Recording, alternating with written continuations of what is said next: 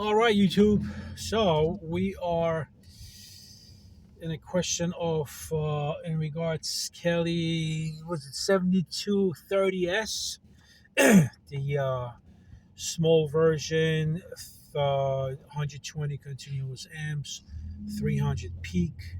Question is about region break-in and how to wire it, or maybe not how to wire it, or how to activate it. And there is a an output for region break-in in Cali, and of course that has to be connected to a 12-volt power wire, which is number 25 for region and number 2 for 12 volts. Kelly also shows you in manual how to connect it with a source of 12 volt power from the controller, from other sources, so on and so forth. However, they do recommend that you are connecting that uh, region into number 2, which is understandable. So, I got a question because one of my subscribers is connecting this region to, I think, twist throttle, if I'm not mistaken. Oh, thumb throttle. I think it's thumb throttle, right?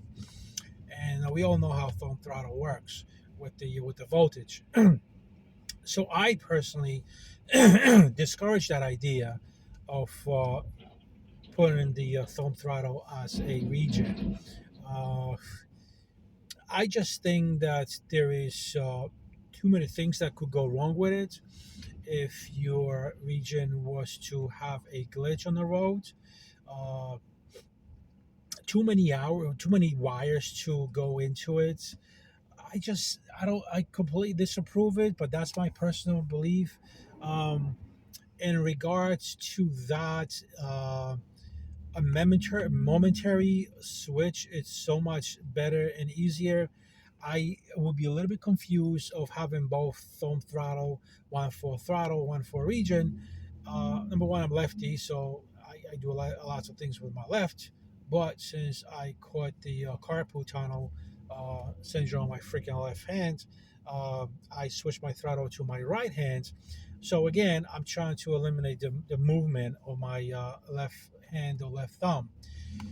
So saying that, if you were to take momentary switch, like for your horn or for your high beams, right? And I'm saying just a button, right?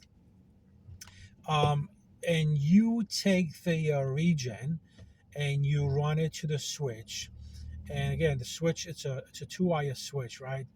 All of these should be two-wire switch, which is momentary switch. It's an open closed circuit, right? So number 25 goes into whichever usually in wire input wire, which in that regards it doesn't matter in momentary switches. You can do either or, as long you have the positive and the region connected. So let's say hypothetically, number 25 goes into one wire from that switch, and number 2, which is the power, goes into the second wire, which is pretty much in and out.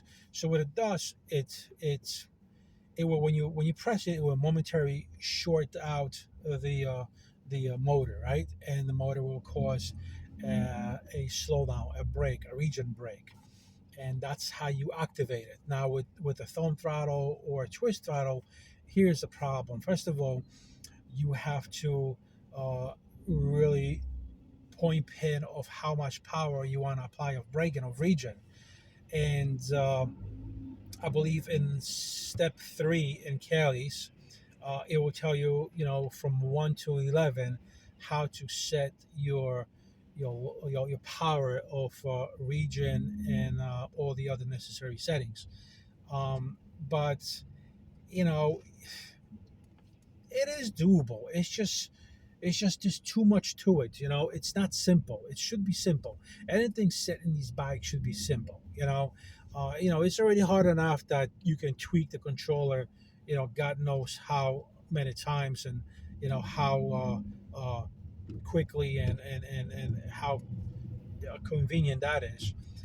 But there's so many settings, and with the thumb throttle or twist throttle, that gets a little bit sketchy.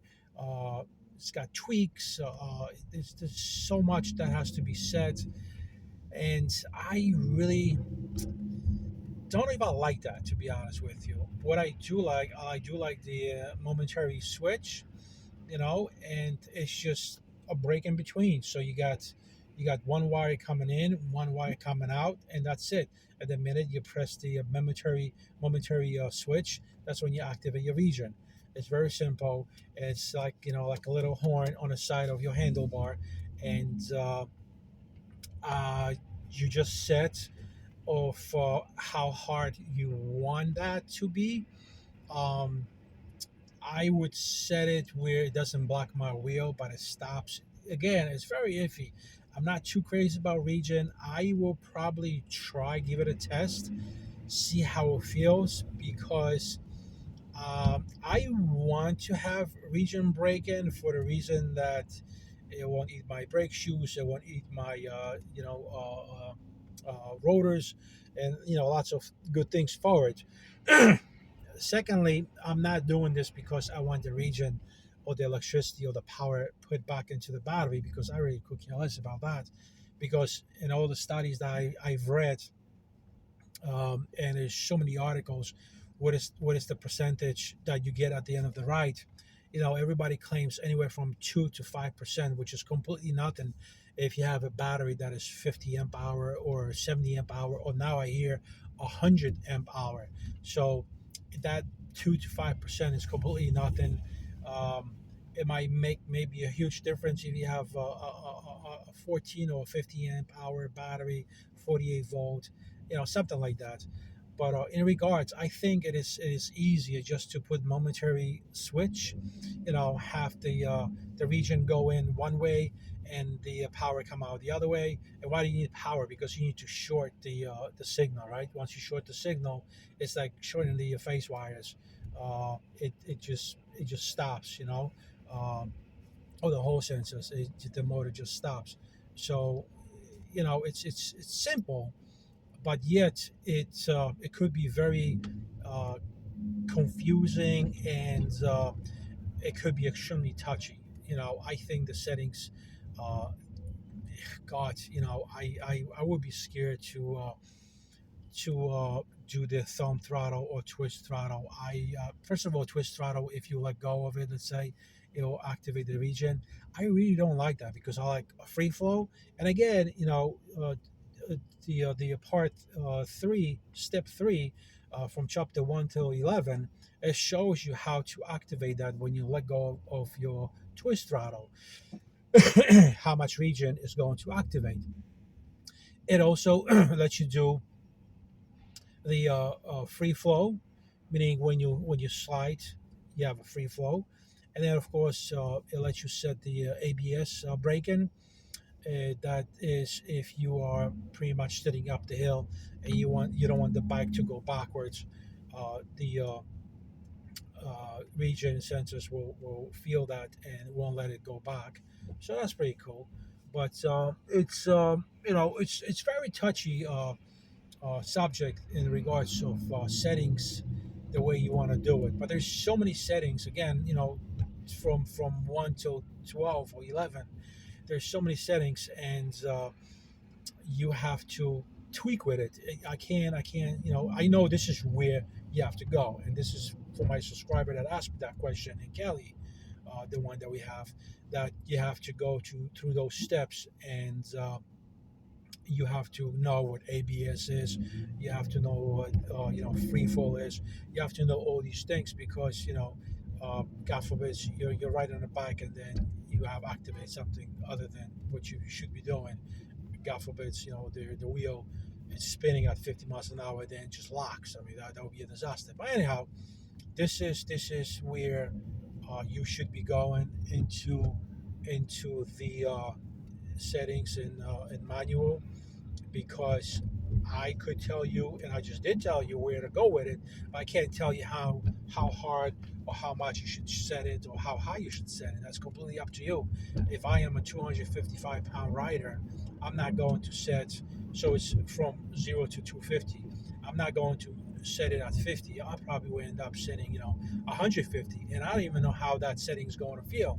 So again, it's completely up to you, how hard you want that region to break. And again, the harder your region breaks, the the more juice you're going to get back into the battery. Again, be careful also because as everyone knows, when your top charge is at 84 and you have Regen and it's pumping juice back in the battery, you might overcharge the battery because of the Regen activation, and now you're screwed because you damage your battery with whatever it had cost you, and that money is pretty much thrown out in the garbage. Um, Also, it's tough. It's tough to tweak everything to the right place because you have to kind of like feel for it, and if it's slippery or it's raining, then there might be a different setting for that, or you might have to reset. I mean, it's just too much. That's why I like to have a control over how much I can activate, and for how long. Again, it's doable. It's just too many things are happening at once, too many wires. So the momentary switch is just, to me, it's just perfect. I don't see a problem with that. Again, if you go from chapter, was it, yeah, step three, part 1 through 11, it will completely tell you in details how, what, and where. I just told you was wire number 25 and 2. It seems like you don't have a problem, like you said, you don't have a problem setting. I mean, you connect the wiring it. What's the problem is you don't know where to tweak, and that's like the main problem and issue, because you don't want to be changing everything. But again, you need to familiarize yourself with what each setting does, and go slowly. Change one thing at a time. Give it a shot. It'll take a couple hours to get it right. And once you get it right, take a screenshot and say this is the way I like it. I go from there. All right. So guys, if you have not subscribed, consider subscribing. And if you have any questions in regards of any troubleshooting issues and things like that, you're more than welcome to ask down below. Sure. Um, Also, any donation with PayPal, it's extremely appreciated. We're doing great with that. I definitely appreciate all the donations. You guys been generous, and it's making the channel moving forward. There's other things in the horizon. Other things are coming over. We got the frame. We are waiting for the front wheel 17-inch. Um, we are about to, when it gets warmer, to install the alarms, this and that. There's a lot happening in this channel, so stay by and wait for the next episode and see what's happening. All right. Until then, make sure you like this video. Take care, guys.